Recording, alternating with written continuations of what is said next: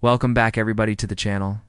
Today we are talking about the brand new DJI Osmo Nano, and so I am super excited for this video, because DJI has been teasing us with this camera for a couple of weeks now. We had a bunch of insiders mentioning that this camera was going to come out, and then we had some leaks on the battery. But this week we got the mother load.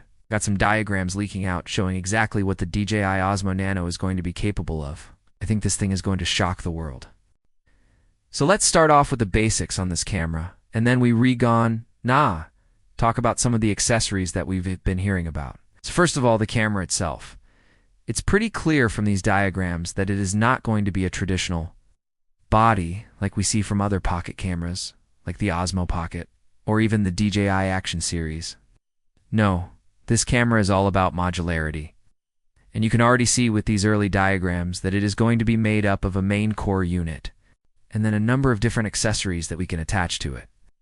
Now the main core unit is going to have a lens that is going to stick out, and you can see right next to it, it's going to have a flip-out screen. So just like the Osmo Pocket, we're going to be able to have a front-facing screen to help us with our framing. Then we can see where the different modules would connect on the bottom, on the side. And then we have some mounting options for different types of screws on the top. So this is where we're restarting to see some of the differences between the Osmo Nano and the DJI Action series. Action series has those screw mounts on the bottom, and that's great if you're redoing a static shot. But this modular system that DJI is putting together here, it's suggesting that we're supposed to be able to change out our modules on the fly.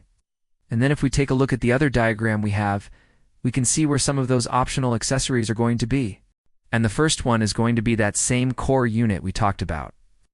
But if we look above it, we see the magnetic claw, which is probably going to be used for mounting onto clothing. And this is something that we've seen before in the past with a few different companies. But it's nice to see that DJI is taking that and making it even better. Then we have a ball joint mount. So if we trying to do something like we riding a bike, and we want to have it in our helmet, we could use that ball joint to make sure we're perfectly centered in the shot.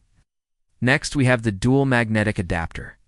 This one is designed for mounting on a vehicle or on a helmet, and we have that same ball joint built in. And then last, but certainly not least, is the mount cap for headbands.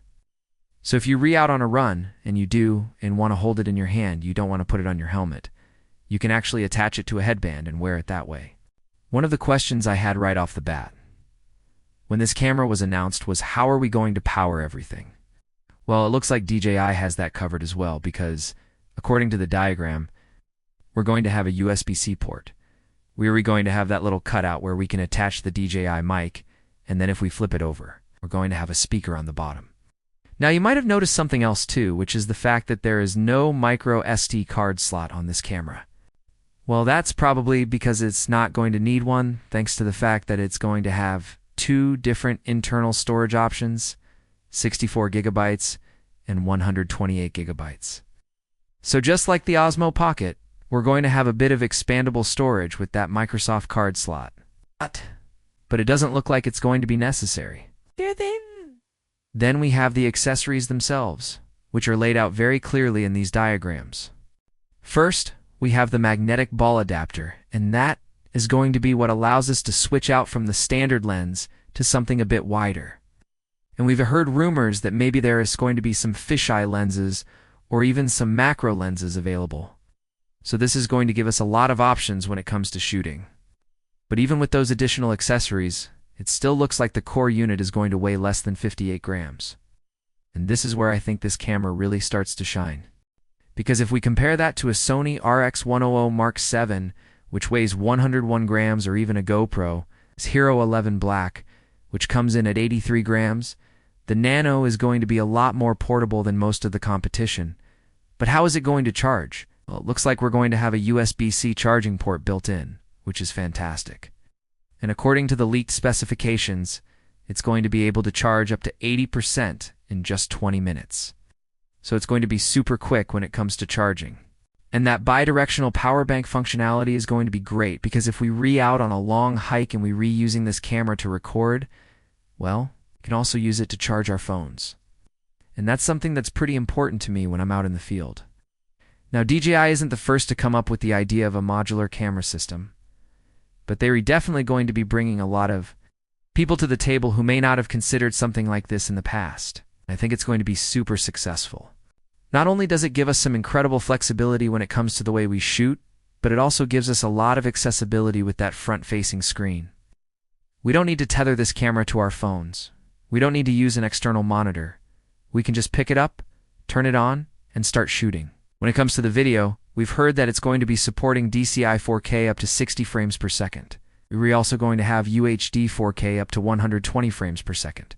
And then we're going to have at 108p at 240 frames per second. So that's going to give us some incredible slow motion options, and that's something that we have unseen in a camera like this before. You typically have to spend a lot more money to be able to get those kinds of frames per second. And then on top of that, DJI is promising their rock-steady 3.0 stabilization, which is going to give us the smoothest footage possible. We've also heard a lot about the AI features that are going to be coming with this camera.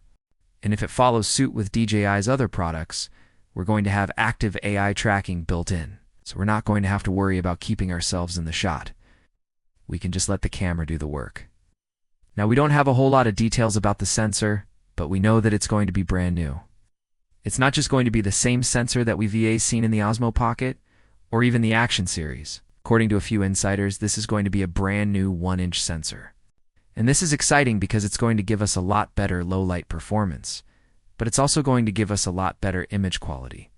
We've seen some of the things that Sony is able to do with their 1-inch sensors, and I think DJI is going to deliver very similar images. In my opinion, this camera is a direct competitor to the Insta360 Go Ultra.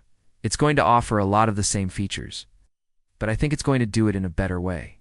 It's going to give us a bigger sensor, better low-light performance, and a lot more flexibility with that modular system. And if it keeps the price point around the same, I think it's going to sell really well.